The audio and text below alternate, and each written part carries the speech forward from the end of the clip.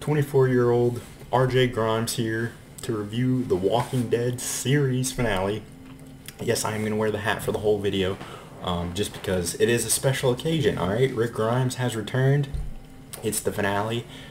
So, yeah, we're going to try to get through this quick because there's a lot to talk about because it is extended. But as always, I'll give my brief thoughts and then get more in depth to it. So, you know, I think that the finale delivered in pretty much every spot that you'd want it to. It had heart, it had some good action, and some good dialogue as well. Though it wasn't perfect, it does feel undercut because of the spinoffs in a few ways. And as well as the action scenes, they felt a little bit like I just wanted to get more of a sense of what was going on and how everything was going on, because characters just started to do stuff and it was just like, okay, you know, I'm not sure if this, like, I can't get a good gauge of where everybody's at during some of these action scenes, right? But that's all minor. I don't want to be too negative for this one since it is the last one. Not that I really could anyway. I mean, it was a good episode. Walking Dead's been hanging on by the skin of its teeth for a while now, you know, just doing the best that they can, and I think that they definitely did that with this one. So let's get into it at the start. Now, there was something at the beginning. Daryl gets decked and knocked out, I guess, by the soldiers, but I'm like, why? Like, they just bumped into him across the hallway, knocked his ass out, and kept on going? Or maybe he started fighting him, I don't know. But it was just like, what the fuck? They just gave him a black eye and left. It's kind of funny. They didn't quite do as much as what I wanted them to do with mirroring Judith's, like, awakening in the hospital with Rick for the first, that callback to the first episode, but that's fine. Lots of tension in here, I think, more with the zombies. For sure, especially having the smart zombies in the mix. So yeah, Judith having to close herself in. You know, you get the zombie, the walker beaten with the rock on the glass. And then, let's see, we lose Luke here and Jules, which, you know, I was surprised we got Luke back and all, so it makes sense that they would kill him off. That actor's, I guess, too big to return, if they would even want to do that. But his death was super brutal, as well as Jules getting devoured. But huge props to Magna, Yumiko, and Connie in this scene, because they really act their asses off. And I think Kelly might have been here as well. But yeah, they all do a great job with bringing this scene and making it feel very heartfelt. And the blood and stuff too, and Luke, his acting as well. This was really well done. Death scene for sure. And then, let's see, we get a little Merle reference. Merle dropped from Daryl, which was nice, talking about Merle again. I'm always a sucker for that. Merle used to make him sell his blood. Yeah, that's funny. So we also get Mercer and Princess reuniting, which is nice. I really like both of their characters, and yeah, their characters together was great. And then we get Rosita going ham to rescue Coco. Absolutely ham going in here. Super badass with her too. Yeah, people who are closest to her. So yeah, I really enjoyed her going ham here. And then Judith waking up in the hospital, you know, having her little comforting by Daryl. I think at one point she calls him little ass kicker, or he calls her little ass kicker, and she calls him big ass kicker. That was nice. Let's see. This is kind of what I'm talking about with the action scenes. Oh, and by the way, there was a scene here where Daryl puts a gurney in front of the door, which kind of mirrors back to Season 1, whenever Shane puts a gurney in front of Rick's door to keep the zombies away from him. So I like that. But this is where I'm talking about the action scenes kind of get a little bit choppy. Like, they're suddenly surrounded in this ambulance. Like, how did they get here? We don't see it, I don't believe. But yeah, so I was going to be really hard on Rosita's scene here, which I still will be a little bit. I mean, because she did get bit, of course. But but still, even though she got bit, this scene still should have been reworked, I think, in a different way, so it didn't look so, like, video gamey ridiculous, like the way she just kind of shoots up from him. But she did get injured, and I'm glad if we had to lose her or Gabe, it was her over Gabe, right? But I'll have to also rewatch the scene again, because it does seem a little bit shitty that Eugene and Gabe went first and left her last. But I do remember they put in a line where Eugene was like, you know, you go first, and she was like, I'm fine. But that's still strange. But yeah, but the way she kind of shoots up and they all knock back, that was just kind of stupid. Okay, but she did get bit. So anyway, moving on. Like I said, we do gotta go quick. We get a scene with Aaron and Lydia here, which was nice. I like their dynamic, him talking, relating to her because of the lost arm stuff, right? But yeah, she did make it from that. Negan and Maggie have a nice talk here, a few nice talks in this episode, which I guess is trying to resolve us, get us primed for that spinoff, right? But yeah, a nice scene here where he apologizes to her. I guess he's never officially apologized. But yeah, there's scenes though, sometimes I feel weird, like I feel romantic tension, and I'm not supposed to, but I do, and I know I'm not the only one either. But yeah, and I like how he mentions that he felt, he knows how she felt because he was on his knees in the same situation. I'm glad they brought that around because that felt like a wasted opportunity if they didn't connect that to that, if you know what I mean. So that was good. And yeah, then we get Eugene having a nice friendship talk with Rosita. He's realizing she got bit. You know, it's really sad hearing him prod and this, like, trying to talk to her about the future because he's smart and he can sense something is off with her. So yeah, really sad stuff with that. And then Judith tells Daryl finally that Rick is alive as far as she knows. Is that what Daryl leaves for at the end? I don't fucking know. That's one of my problems with this. I don't think that we got any real, because I don't want to reveal too much with the spinoff, or it's just tough. So Daryl just kind of leaves. He just kind of leaves. That's honestly what happens. So we don't really know why. But yeah, she tells him that she didn't want to tell him because she didn't want him to leave, which is what we kind of presumed. And then we do something absolutely awesome here, which I love. They all decide to go out and fight, which I'm confused. This is where I'm kind of confused of the surroundings. Like, are they inside the Commonwealth? Like, where are they at? Are they outside the Commonwealth somewhere? I guess in a little neighborhood. That's where I'm confused with the scope of things. But absolutely awesome in a few places with this scene. So one, Father Gabriel is the one to want to let the people in through the gate because he didn't back at the church, connecting back to his character. So I thought that was a great place to, have his character end up. As well as, let's see, we get the "We Are Not the Walking Dead" line by Daryl, which was, to be honest, it was a little cringe. It was a little cringe, just because if you've read the comics, the way, I am glad it was Daryl that delivered it, okay, because Daryl denied Rick that the first time whenever he said it, we ain't them, is what Daryl said.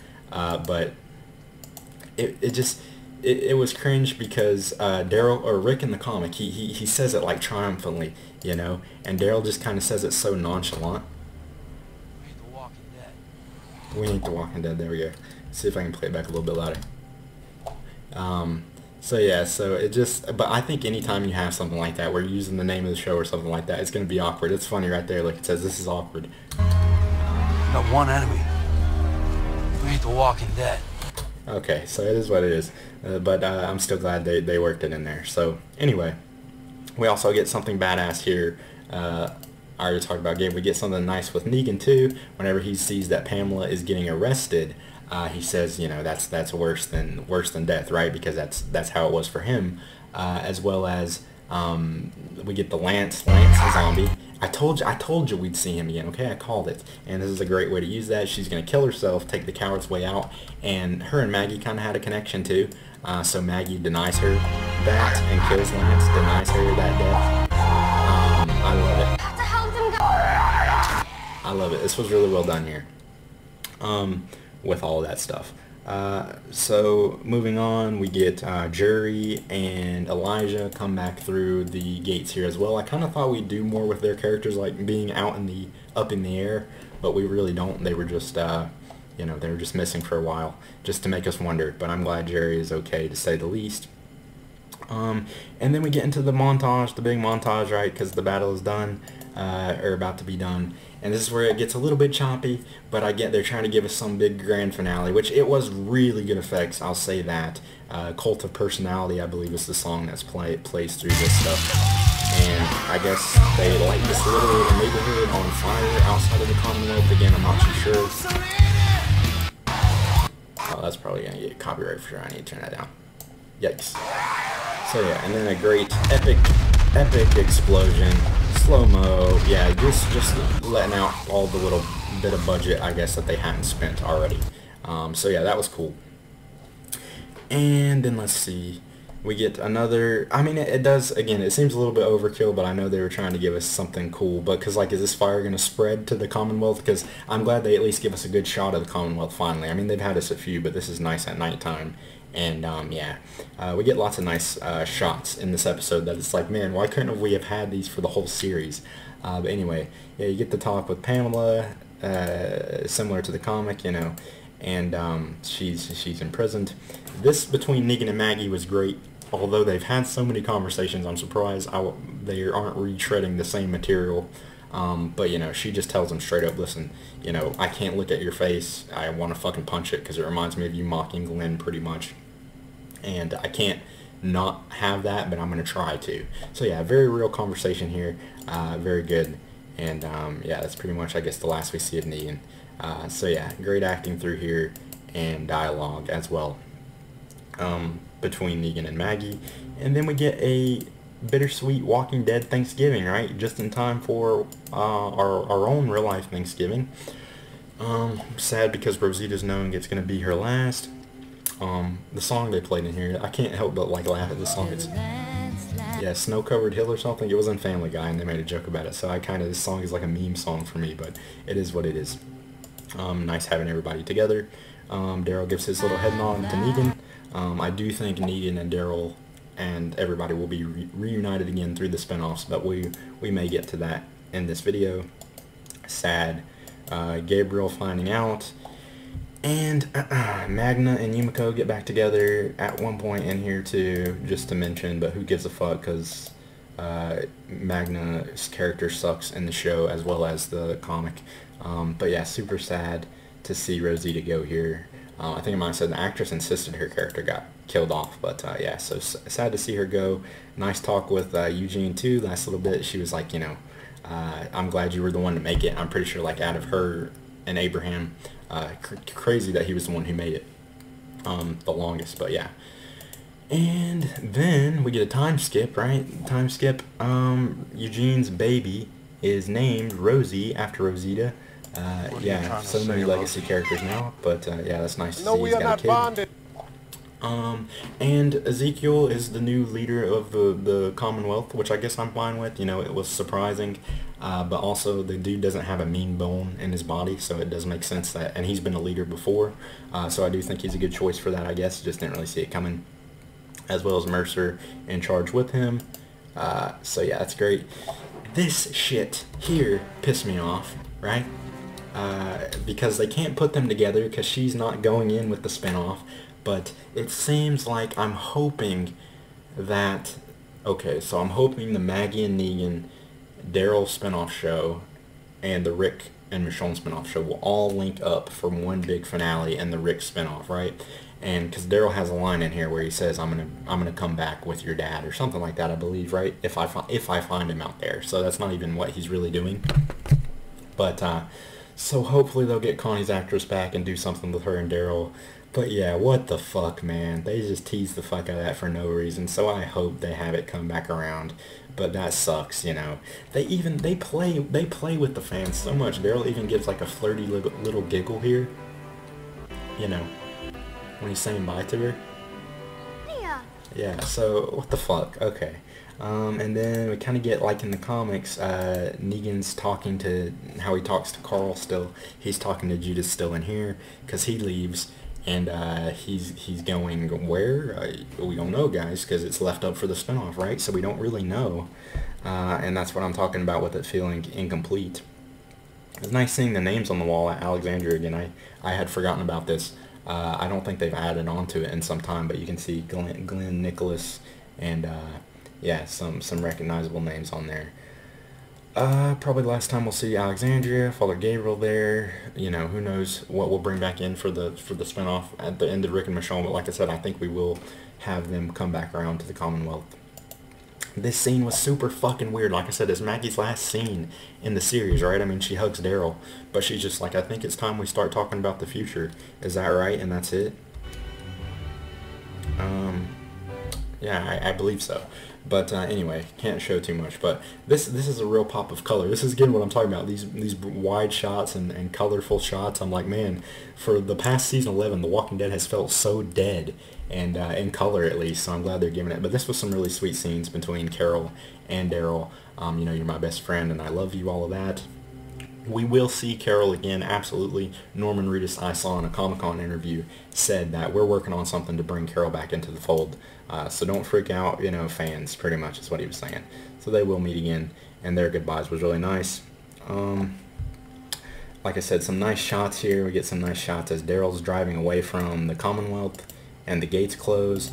Absolutely gorgeous. Scenery that we've needed, but I guess this is mostly CGI, so it does cost money, so they can't do it all the time. But yeah, this was beautiful. And Daryl rides off.